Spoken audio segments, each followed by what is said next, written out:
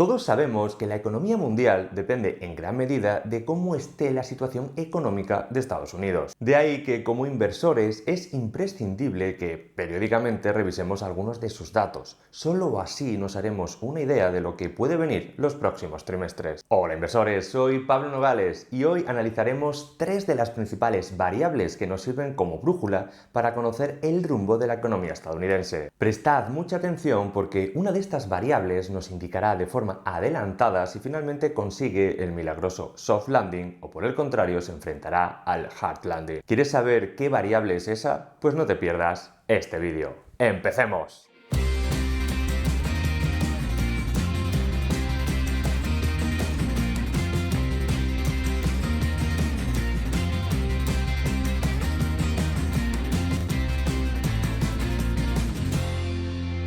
En los últimos meses, sobre todo en verano, he escuchado a muchas personas volverse muy escépticas acerca de la famosa recesión, ya que dicen que nunca llega. Y sí, a mí también me ha sorprendido la resistencia de la economía estadounidense. Ya veremos qué resultados salen en el PIB del tercer trimestre. Eso sí, por ahora lo único seguro es que hay una enorme confusión y las estimaciones son totalmente dispares. La Reserva Federal de Atlanta espera en el Q3 un crecimiento de la economía estadounidense superior al 5%, mientras que la Reserva Federal de San Luis estima un retroceso de 0,25%. ¿Quién llevará razón? Pues probablemente ninguno de los dos y el resultado final sea algo intermedio. Sin embargo, la pregunta que considero más interesante detrás de todo esto es ¿a qué se deben estas percepciones tan diferentes? Yo creo que esta confusa situación es el resultado de las agresivas políticas fiscales, las cuales han distorsionado todos los modelos históricos. Una forma clara de apreciar la magnitud de dicha distorsión es mirando la situación económica de los hogares,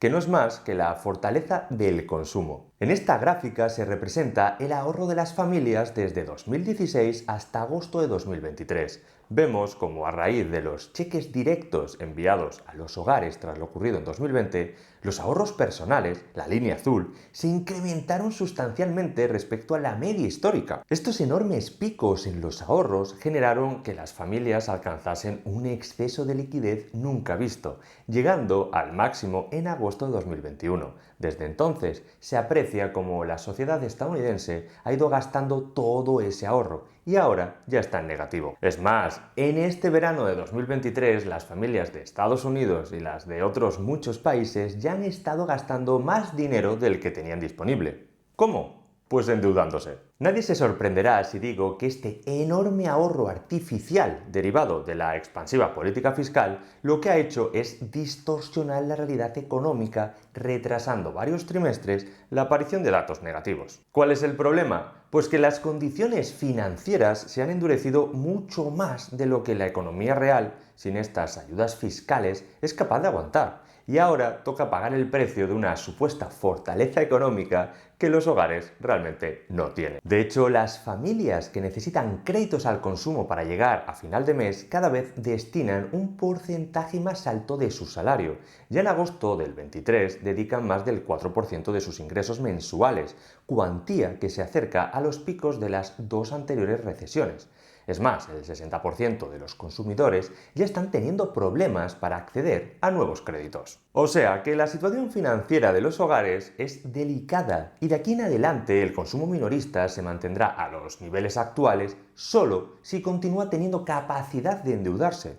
De lo contrario, no. Y te pregunto, ¿con los tipos actuales consideras que estos niveles son sostenibles mucho tiempo más? Pasamos así a la segunda clave para intentar desgranar el estado de la economía estadounidense. Me refiero al sector inmobiliario, del cual se empiezan a ver dinámicas cuanto menos llamativas. Ya sabéis la típica frase que se decía antes de la gran crisis financiera: la vivienda siempre sube.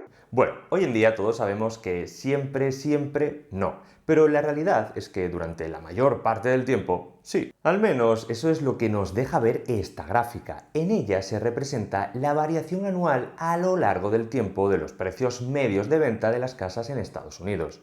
Mientras la línea azul esté por encima de cero, el precio medio de venta se incrementa con o mayor fuerza, pero se incrementa. Sin embargo, también existen periodos en los cuales la variación anual cae por debajo de cero, y ahí es cuando podemos hablar de caídas en los precios de la vivienda. Desde los años 70 apreciamos dos cosas. La primera es que siempre que ha habido recesión, el precio de venta de la vivienda ha dejado de crecer o se ha reducido.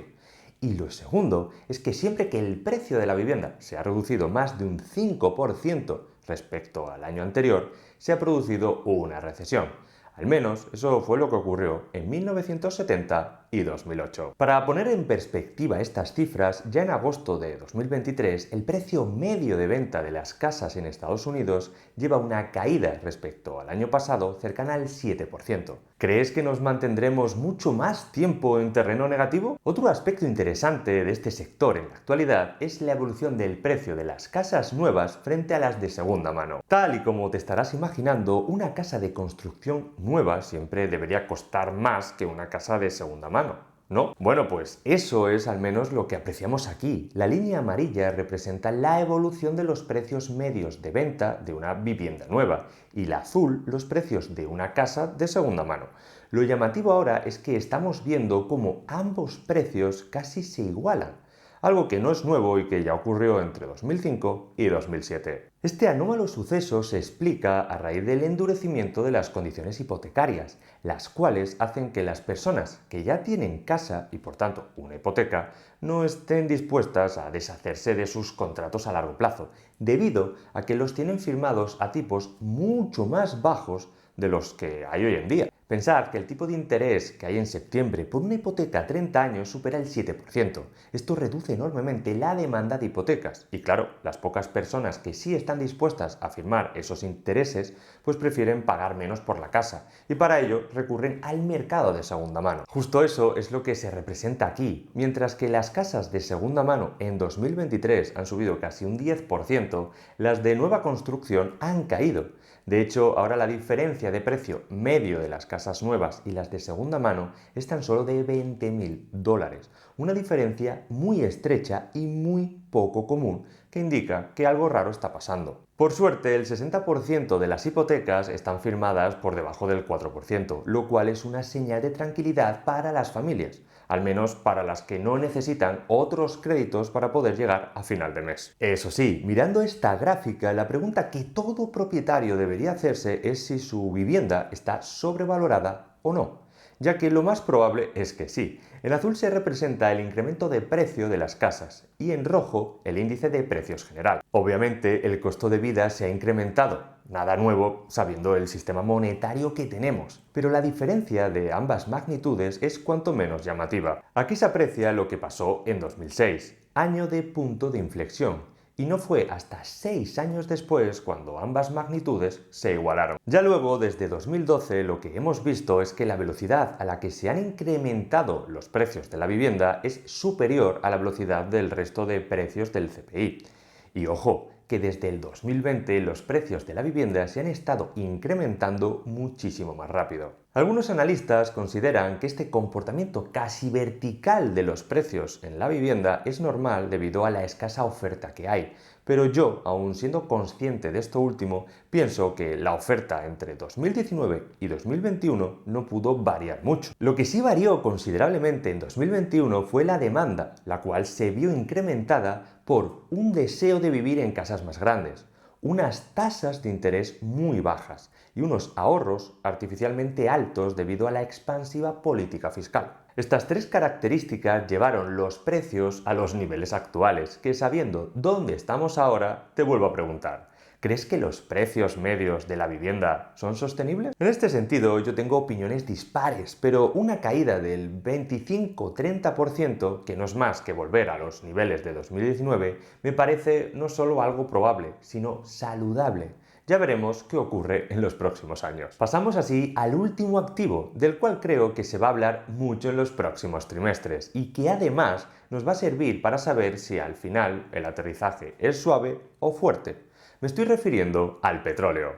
En este activo se han juntado varios sucesos que van a mantener el precio más alto de lo normal, salvo que por algún evento inesperado la demanda colapse. Tanto Arabia Saudí como Rusia siguen con su política de recortes en la producción de petróleo, y lo que en un principio iba a ser de pocos meses, ahora ya se extiende hasta diciembre.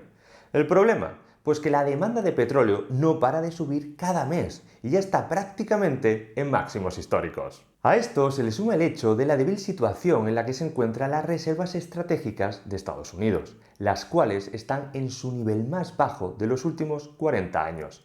Esto hace que cualquier interrupción inesperada de suministro pues sea un gran problema, significando en un mayor aumento de los precios. Una demanda de petróleo en máximos sumado a una menor oferta deja a las economías importadoras de petróleo en una situación pero que muy vulnerable de cara a los próximos trimestres. Pensad que prácticamente todo lo que nos rodea, ya sea de forma directa o indirecta, se ve afectado por el precio del petróleo. Combustibles, plásticos, productos farmacéuticos, textiles, alimentos.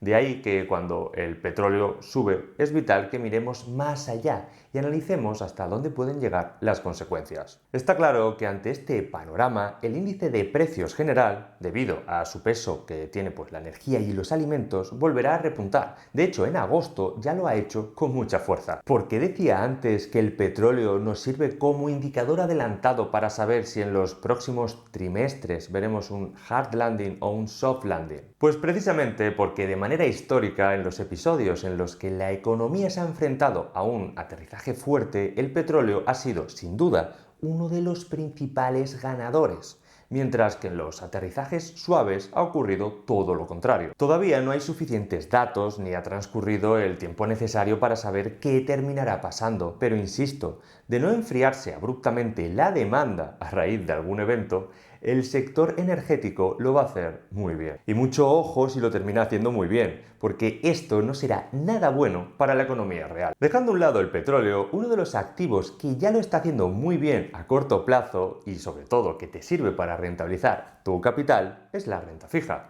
Si quieres aprender cómo hacerlo de forma segura y descubrir una de las tesis más interesantes, rentabilidad-riesgo, de cara a los próximos 2-3 años, te dejo por aquí una clase gratuita. Espero que te haya gustado este vídeo y adiós.